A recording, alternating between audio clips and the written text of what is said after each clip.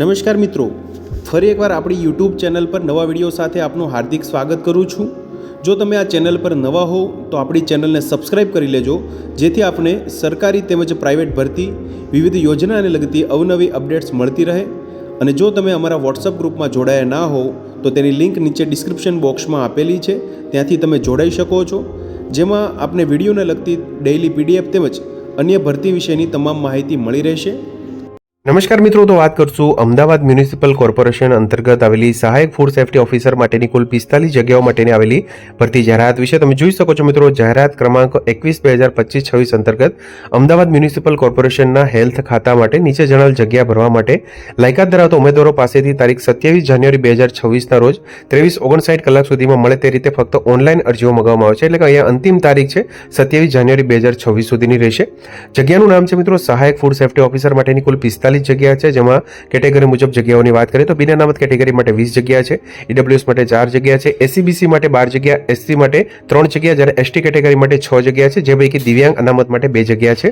શૈક્ષણિક લાયકાતની વાત કરીએ તો બેચરલ અથવા તો master degree or doctorate degree must be as per UGC act session in food technology और डेयरी टेक्नोलॉजी और बायोटेक्नोलॉजी और ऑयल टेक्नोलॉजी और एग्रीकल्चर साइंस और वेटरनरी साइंस और बायोकेमिस्ट्री और माइक्रोबायोलॉजी और केमिस्ट्री और मेडिसिन फ्रॉम रेगुलर यूनिवर्सिटी, એટલે કે તમે જોઈ શકો છો અહીંયા બેચરલ ડિગ્રી ધરાવતા હોય, સ્નાતક થયેલા, માસ્ટર ડિગ્રી ધરાવતા હોય અથવા તો ડોક્ટરેટની ડિગ્રી ધરાવતા હોય તેવા ફૂડ ટેકનોલોજી પાસ થયેલા હોય, ડેરી ટેકનોલોજીમાં પાસ થયેલા હોય, biotechnology, oil technology, agriculture science, veterinary science અથવા તો બાયોકેમિસ્ટ્રી અથવા તો માઇક્રોબાયોલોજી કરેલું હોય અથવા તો કેમિસ્ટ્રી અથવા તો મેડિસિન ફ્રોમ રેકગ્નાઇઝ્ડ યુનિવર્સિટીમાં પાસ થયેલા હોય તેવા ઉમેદવારો અહીંયા સહાયક ફૂડ સેફ્ટીની જગ્યાઓ માટે અરજી કરી શકે છે।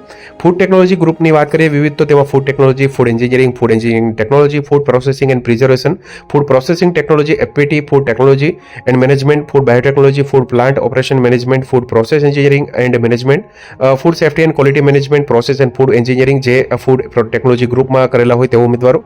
એગ્રીકલ્ચર સાયન્સની ગ્રુપની વાત કરીએ તો એગ્રીકલ્ચર કરેલું હોય, એગ્રીકલ્ચર એન્જિનિયરિંગમાં સ્નાતક થયેલા હોય અથવા તો માસ્ટર કરેલું હોય, biotechnology, dairy technology, fisheries, food technology, food and nutrition and dietic horticulture pass થયેલા હોય તેવા ઉમેદવારો પણ અરજી કરી શકશે। અધર ડિસિપ્લિન મેડિસિનની વાત કરીએ તો બેચરલ ઓફ મેડિસિન એટલે કે એમબીબીએસ અથવા તો bachelor of dental surgery BDS અથવા તો bachelor of homeopathic medicine BHMS અથવા તો બીયુએમએસ અથવા તો બીએસએમએસ અથવા તો બીએએમએસ અથવા તો બેચરલ ઓફ સોવારિકના મેડિસિન એન્ડ સર્જરી પાસ થયેલા ઉમેદવારો પણ અહીંયા અરજી કરી શકશે સહાયક ફૂડ ટેકનોલોજી જે ફૂડ સેફ્ટી ઓફિસર માટેની જગ્યા છે તેના માટે। પગાર ધોરણની વાત કરીએ તો પ્રથમ 3 વર્ષ માટે અહીંયા 49,600 માસિક ફિક્સ મહેનતાણું મળવાપાત્ર થશે। ત્યારબાદ કામગીરીના મૂલ્યાંકનને ધ્યાને લઈ પે મેટ્રિક્સ લેવલ 7 મુજબ 39,900 બેઝિક, તેની સાથે જે એએમસીના નિયમાનુસાર એચઆરએ છે, ડીએ છે વગેરે જે ભથ્થા છે તે મળવાપાત્ર થઈ શકશે। વયમર્યાદાની વાત કરીએ તો 18 વર્ષથી ઓછી નહીં અને 35 વર્ષથી વધુ નહીં। તેમાં જે અમદાવાદ મ્યુનિસિપલ કોર્પોરેશનમાં ફરજ બજાવતો હોય તેના માટે અહીંયા વયમર્યાદાની નિયમ લાગુ પડશે નહીં। ઉપરોક્ત જગ્યા માટે ઓનલાઈન અરજી માટેની વિગતવાર માહિતી આપણે વિગતવાર મેળવીશું। તમે જોઈ શકો છો મિત્રો, જે અરજી ફી છે મિત્રો તે અહીંયા બિન અનામત વર્ગના ઉમેદવારો માટે એટલે કે દિવ્યાંગજન વર્ગ સિવાયના ઉમેદવારોએ અરજી દીઠ 500 રૂપિયા તથા EWS, SCBC, SC, ST category માટે 250 રૂપિયા ઓનલાઈન 29 જાન્યુઆરી 2026 સુધીમાં ભરવાના રહેશે। દિવ્યાંગજન વર્ગના ઉમેદવારોને ઓનલાઈન અરજી ફીમાંથી અહીંયા મુક્તિ આપવામાં આવેલી છે। ઉમેદવારે ઓનલાઈન અરજી ફોર્મમાં ભરેલી વિગતો સમગ્ર ભરતી પ્રક્રિયા દરમિયાન આખરી ગણવામાં આવશે અને તેના પુરાવા અમદાવાદ મ્યુનિસિપલ કોર્પોરેશન માંગે ત્યારે અસલમાં એટલે કે પ્રમાણિત નકલો સહિત રજૂ કરવાના રહેશે। પ્રમાણપત્રોની ચકાસણી દરમિયાન ઓનલાઈન અરજી ફોર્મમાં ભરેલ વિગતો તથા પુરાવામાં ફેરફાર અથવા તો તફાવત જણાશે તો ઉમેદવારી છે તે રદબાતલ ગણવામાં આવશે। તમે જોઈ શકો છો એક ઉમેદવાર એક કેડરમાં એક જ અરજી કરી શકશે। એકથી વધુ અરજી કરનાર કિસ્સામાં છેલ્લી જે ઓનલાઈન કન્ફર્મ થયેલી અરજી છે તે માન્ય ગણવામાં આવશે। ત્યારબાદ તમે જોઈ શકો છો મિત્રો, આગળ આપણે વિગતવાર જોઈએ તો જે કેટેગરી મુજબની જગ્યાઓ છે મિત્રો એટલે કે કેટેગરીવાળા જે ઉમેદવારો છે તે ખાસ પ્રિસ્ક્રાઇબ્ડ ફોર્મેટમાં જે તે નાણાકીય વર્ષમાં કઢાવેલું હોય તેવું પ્રમાણપત્ર નિયત નમૂનામાં ખાસ જે નાખવાનું રહેશે મિત્રો ઓનલાઈન અરજી સાથે। નકલ જો તે નહીં સામેલ હોય તો તે પાછળથી સ્વીકારવામાં આવશે નહીં। તમે જોઈ શકો છો મિત્રો, ઈડબ્લ્યુએસ કેટેગરી છે, એસસી કેટેગરી, એસટી કેટેગરી માટે પણ નિયત સમયમર્યાદાની અંદર કઢાવેલું હોય તેવા ઉમેદવારો અહીંયા કેટેગરીનો લાભ મળવાપાત્ર થશે। દિવ્યાંગતા માટે જે દિવ્યાંગતા ધરાવતા હોય 40%થી વધુ શારીરિક અશક્તતા એટલે કે દિવ્યાંગતા ધરાવતા ઉમેદવારો છે પ્રિસ્ક્રાઇબ્ડ ફોર્મેટમાં સત્તાધી જે ઓથોરિટી પાસેથી કઢાવેલું પ્રમાણપત્ર હશે તો જ તે અહીંયા એપ્લાય કરી શકશે। ત્યારબાદ તમે જોઈ શકો છો મિત્રો, જે ઓનલાઈન અરજી ફી તથા તેની રસીદ અંગેની સૂચનાઓ આપેલી છે. 500 રૂપિયા જે બિન અનામત વર્ગના ઉમેદવારો માટે ફી રહેશે, જ્યારે ઈડબ્લ્યુએસ, SC, ST તેમજ SCBC કેટેગરી માટે 250 રૂપિયા રહેશે. અરજી ફોર્મ ભરવા માટેની વિગતવાર માહિતી છે તો તમે જોઈ શકો છો. એપ્લાય ઓનલાઈન પર ક્લિક કરી તમામ વિગતો ભરી અને અરજી સબમિટ કરવાની રહેશે. ત્યારબાદ ઓનલાઈન અરજીમાં દર્શાવેલ મોબાઈલ નંબર પર SMS આવશે, જેમાં ઉમેદવારનો એપ્લિકેશન નંબર દર્શાવેલો હશે. ઓનલાઈન અરજી સબમિટ થયાથી અરજી ફી ભરવા માટેનું સીધું એક લિંક ઓપન થશે, જેમાં જગ્યાનું નામ, એપ્લિકેશન નંબર અને જન્મ તારીખ ભરી અને સબમિટ પર ક્લિક કરવાનું રહેશે. જો કોઈ પણ કારણસર પેમેન્ટ લિંક ઓપન ન થાય તો નીચે દર્શાવેલ લિંક પર ક્લિક કરવાનું રહેશે. અરજી કરવા માટેની લિંક પણ નીચે ડિસ્ક્રિપ્શન બોક્સમાં આપેલી છે, ત્યાંથી તમે ઓપન કરશો એટલે કે ઓનલાઈન અરજી ફોર્મ જે ભરી શકશો તેની લિંક પણ નીચે આપેલી છે. જે વિગતવાર નોટિફિકેશન ઓફિશિયલ છે તે ડાઉનલોડ કરવા માટેની લિંક પણ આપવામાં આવેલી છે.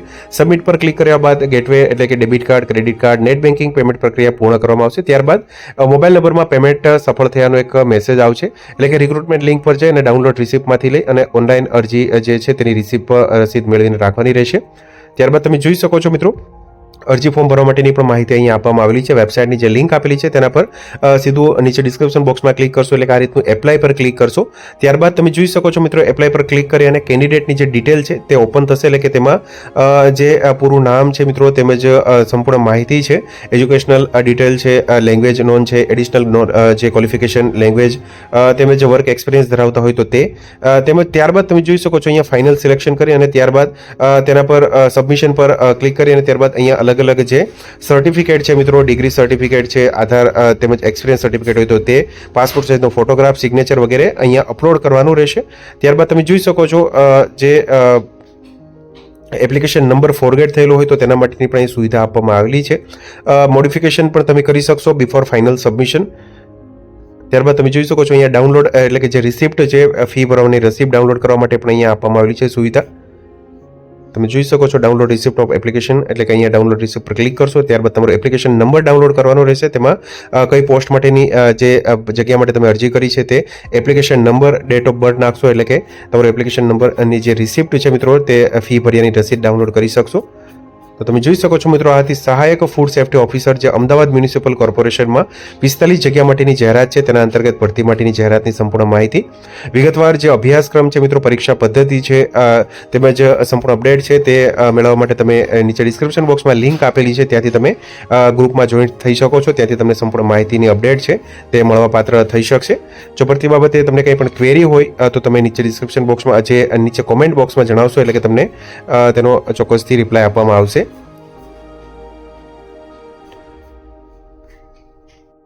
તો મિત્રો, જો વિડીયો પસંદ આવ્યો હોય તો લાઇક કરજો તેમજ તમારા મિત્રો સુધી શેર કરજો. વધુમાં ચેનલને સબસ્ક્રાઈબ કરી લેજો જેથી આપને આવી વિવિધ માહિતી મળતી રહે. મિત્રો, વિડીયો જોવા બદલ આપનો ખૂબ ખૂબ આભાર. મળીએ એક નવા વિડીયો સાથે. ત્યાં સુધી જય હિન્દ, ભારત માતા કી જય.